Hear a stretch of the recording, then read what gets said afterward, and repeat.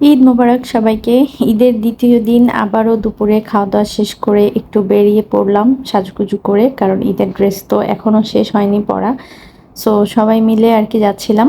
এবার আমরা প্ল্যান করেছি গেন্টিং হাইল্যান্ড। সো গেন্টিং হাইল্যান্ডে তো নর্মালি কেবল কার দিয়ে যাওয়া হয়, তো আমরা এবার আর কেবল কারে যাব না, একদম গাড়ি নিয়েই আমরা উপরে উঠে যাব। আর কেবল কারে আসলে অনেকবার উঠা হয়েছে, তাই আর কেবল কারের ঝামেলায় আমরা যেতে চেলাম না। ওইদিকে তুহিন ভাইরা যাবে, সো তুহিন ভাইরা হচ্ছে কেবল কার দিয়ে উপরে উঠবে। আমরা আর কেবল কার দিয়ে যাইনি। এই যে রাস্তা দিয়ে যাওয়ার সময় দেখেন কেবল কারগুলো মাথার উপর দিয়ে যাচ্ছে, খুবই ভালো লাগে আসলে দেখতে। আর আঁকা বাঁকা পাহাড়ি রাস্তা, গেন্টিংয়ের রাস্তা তো অনেক সুন্দর। আর যত উপর দিকে উঠছিলাম তত একটু ঠান্ডা ঠান্ডা লাগছিল, ভালো লাগছিল। পাহাড়ের উপর যেহেতু অনেক ঠান্ডা ওখানে। আর ভিউটা দেখেই বুঝতে পারছেন যে জায়গাটা কত সুন্দর। আর এটা হচ্ছে গেন্টিংয়ে যাওয়ার পথে যে চাইনিজ একটা মন্দির পড়ে, তো এখানে এটাও তো একটা ট্যুরিস্ট প্লেস, ট্যুরিস্ট হিসেবে এখানে আসা। সো এইখানে হচ্ছে এখন মানে মোটামুটি ঈদের আনন্দে বাঙালি, প্রচুর পরিমাণে বাঙালি ফ্যামিলি দেখলাম ওখানে। চাইনিজরা তো ছিলই, যেহেতু ওদের টেম্পল এটা। ইন্ডিয়ান, পাকিস্তানি, বাংলাদেশি অনেক ফ্যামিলি ঈদের খুশিতে, ঈদের ছুটিতে ঘুরতে গিয়েছে। মালয়েশিয়ানও কিন্তু ছিল। তো এখানে আমি হাঁটাহাঁটি করছিলাম, মৃদু একটা ঠান্ডা, যেহেতু আমরা বিকেলবেলা গিয়েছিলাম, খুবই ভালো লাগছিল ঠান্ডাটা আসলে। আর যত মানে আস্তে আস্তে সূর্য ডুবলো আর একটু সন্ধ্যা হতে শুরু করলো, এত বাতাস ছুটলো যে ঠান্ডার কারণে একদম কাঁপুনি ছুটে গেছে। মানে আমাদের বাংলাদেশে যেরকম শীত পড়ে ঠিক ওই জায়গাটা কিন্তু ওই রকমই শীত লাগে। যখন সন্ধ্যার দিকে আর কি বেশি শীত লাগে, সারা দিনের বেলা রোদের আলো থাকে তখন খুব বেশি ঠান্ডা লাগে না ওখানে। যদি অতিরিক্ত মেঘ থাকে, বৃষ্টি থাকে, তাহলেই ঠান্ডা লাগে। আর যদি রোদ থাকে তাহলে দিনের বেলা অত ঠান্ডা মনে হয় না। ওই যে দেখুন বিল্ডিংটা একদম পুরা মানে মেঘের মধ্যে ঢেকে গিয়েছে। আমরা কিন্তু এখনও গেন্টিংয়ের মেইন জায়গায় যাইনি, আরও কিছুটা উপরে যাওয়া বাকি আছে। সো আমরা হচ্ছে এখানেই ছিলাম কতক্ষণ, এখানে অনেক সুন্দর সুন্দর ছবি তুলেছি। এই যে উপর থেকে দেখেন রাস্তাটা, ছোট্ট একটা রাস্তা গিয়েছে, মানে খুবই ভালো লাগছিল। যারা গেন্টিং হাইল্যান্ড গিয়েছেন তারা তো জানেন, আর যারা এখনো যাননি সো এই জায়গাটা কিন্তু মিস করবেন না। খুবই সুন্দর একটা জায়গা, মালয়েশিয়ার ট্যুরিস্ট প্লেস। আমার মনে হয় না যে কেউ যাওয়া বাকি আছে গেন্টিং হাইল্যান্ড। তো এখন হচ্ছে রাত না, সন্ধ্যা হয়ে গিয়েছে, তো তখন আর কি আমরা উপর দিকে যাব। এই কেবল কারগুলো যাচ্ছিল মাথার উপর দিয়ে। আর উপর থেকে, মন্দির থেকে উপরে যেতে হাইস্ট 5 থেকে 7 মিনিট এরকম সময় লাগে। দেন একদম উপরে চলে আসলাম আমরা। এইখানে তো ফার্স্ট ওয়ার্ল্ড হোটেল, এটাই কিন্তু ওয়ার্ল্ডের সব থেকে বড় হোটেল। আপনারা গুগল সার্চ করে দেখতে পারেন।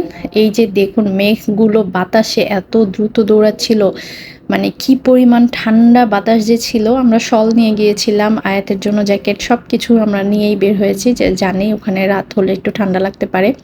তো এখানে আমরা আর ভিতরে ঢুকিনি, বাইরে থেকে কিছুক্ষণ ঘোরাঘুরি করেই চলে এসেছিলাম। আর এখানে কিছু খাওয়ারও ব্যবস্থা আছে। আগে এই স্টলগুলো ছিল না, একদম রাস্তার পাশে ছোট ছোট কিছু স্টল করা হয়েছে স্ন্যাক্সের। তারপরে হচ্ছে এখানে নুডলস, রামেন, তারপরে কেউ চাইলে এই ঠান্ডার মধ্যে গরম গরম কফিও খেতে পারবে। আর এখানে হচ্ছে আমাদের জন্য টুকটাক স্ন্যাক্স একটু অর্ডার করা হচ্ছে, যেহেতু ঘোরাঘুরি হয়েছে হালকা পাতলা কিন্তু একটু ক্ষুধা লেগে যায়। তো এই যে এখানে এই যে স্প্রিং কি বলে এটা, পটেটো, এটাকে বানানো হয় বিভিন্ন রকম সস দিয়ে খাওয়া হয়, এটা অর্ডার করা হয়েছে। তো সবাই মিলে এটা খেলাম। এটা এর আগেও একদিন আমরা খেয়েছিলাম, একদিন রাতের বেলা যাওয়া হয়েছিল, খুবই মজা। কিন্তু ঠান্ডার মধ্যে দেয় ওরা অনেক গরম গরম, ধোয়া ওঠা ঠান্ডার জন্য একদম সাথে সাথে ঠান্ডা হয়ে যায়। আর আমি চিন্তা করি যে বরফের দেশ হলে কি হতো, তো বরফই হয়েছে তো মনে হয়।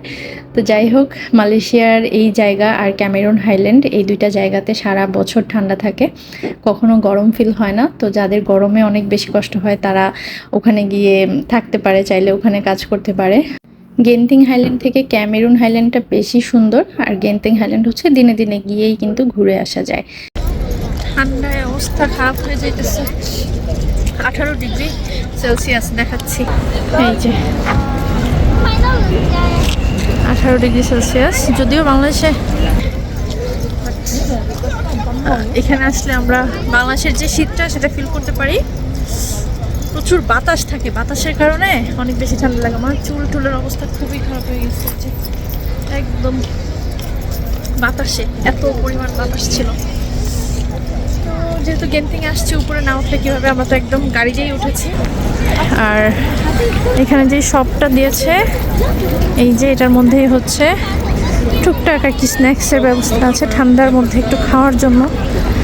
তো সবাই মিলে আর কি একটু হালকা পাতলা খাওয়া দাওয়া করবো, তারপর ইনশাল্লাহ চলে যাবো। আমার অলরেডি ঠান্ডা লেগে গেছে, এখানে হাত পা জমে দিতেছে। এইখানের অবস্থা, মেঘ দৌড়াইতেছে, মেঘ পুরো দৌড়াইতেছে এখানে, খুবই ঠান্ডা।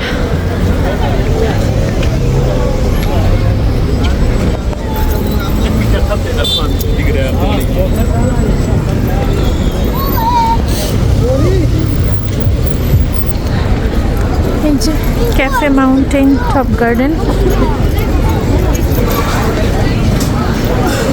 এখন ভিতরে গিয়ে বসবো। আসে নাই ম্যাশিং নষ্ট, এখন এই পটেটো এটা হবে না, অন্য কিছু নিতে বলতেছে। এই যে কি পরিমাণ ভিড় এই দোকানটাতে, কিন্তু আমরা আমাদের কপাল খারাপ যে স্প্রিং যে আলুটা ওইটা আর পটেটো এটা আর অর্ডার করতে পারলাম না, কিন্তু মেশিন নষ্ট হয়ে গিয়েছে। জাস্ট এখানে বসবো। কিছুক্ষণ ওয়েট করতেই বলে মেশিন ঠিক হয়ে গিয়েছে, তারপরে আমাদের অর্ডারটা কনফার্ম করলো। আমরা অন্য কিছু অর্ডার করে ফেলেছিলাম, যেহেতু এখানে আর বেশিক্ষণ থাকবো না। এরপরে আবার আমাদের কিন্তু ঈদের পরের দিনের দাওয়াত আছে, রাতের ডিনারের। সো এটা হালকা পাতলা খেয়েই তারপরে হচ্ছে আমরা আবার বেরিয়ে পড়লাম। ঠান্ডার কারণে এটা কিন্তু কুয়াশা না, একদম মেঘ দৌড়াচ্ছিল, কি যে ভালো লাগে আসলে। দেন আমরা চলে আসলাম মামুন ভাইদের বাসায়। সেদিন হচ্ছে ঈদের দাওয়াত ছিল, ঈদের পরের দিন, আর সাথে ছিল হচ্ছে মানহার জন্মদিন। মানে ঈদের পরের দিনই মানহার জন্মদিন পড়েছে। তো ভাবি সব কিছু মিলিয়ে ওই দিনই প্রোগ্রামটা আয়োজন করেছে, যে সবাইকে ওই দিন ইনশাল্লাহ আল্লাহর রহমতে দাওয়াত করে খাওয়াবে। তো টেবিলে কিন্তু খাবার দাবার সব কিছু রেডি, অনেক মজা হয়েছিল। পোলাও, রোস্ট, চিংড়ি মাছ, সব কিছু মানে অনেক ধরনের আইটেম ছিল, খেয়েছি সবাই মজা করে। আর এখানে যে কেক কাটা হবে ওর জন্য, মানহার জন্য একদম লাস্ট মোমেন্টে কেক কাটা হয়েছে। বার্থডে আর একটু হলেই শেষ হয়ে যেত। তো তখন এই যে বাচ্চাদের নিয়ে জাস্ট একটু বাচ্চাদের আনন্দ, আর কিছুই না, জাস্ট একটা কেক এনে কাটানো হয়েছে ওকে দিয়ে, আর কোনো কিছুই না। এখানে ওকে ব্লো করতে বলছিল, পরের লাস্টে আয়াত আর আমিরাই করতেছিল, ওরা কেউই করেনি, যার বার্থডে সে কিছুই করেনি। ওইদিকে দেখেন আয়শাও কিন্তু খুব চেষ্টা করছে, বাট ব্লো হচ্ছিল না। তো এই তো খুব সুন্দর একটা মোমেন্ট আলহামদুলিল্লাহ পার হলো। ঈদের পর দিনটাও আমাদের খুব সুন্দরভাবে কাটলো। আর এখানে কেক কাটার আগেই কিন্তু মানহা দেখেন কেক খাওয়া শুরু করে দিয়েছে। তারপরে ওকে মিলে সবাই মিলে ধরে তারপর কেক কাটানো হলো আর কি। তো সবাই মিলে অনেকেই এসেছিল, আবার দেখাও হয়েছে, ভালো লেগেছে অনেক দিন পরে অনেক পরিচিত মুখের সাথে। তো আলহামদুলিল্লাহ ব্লগটা এখানে শেষ করছি। আল্লাহ হাফেজ।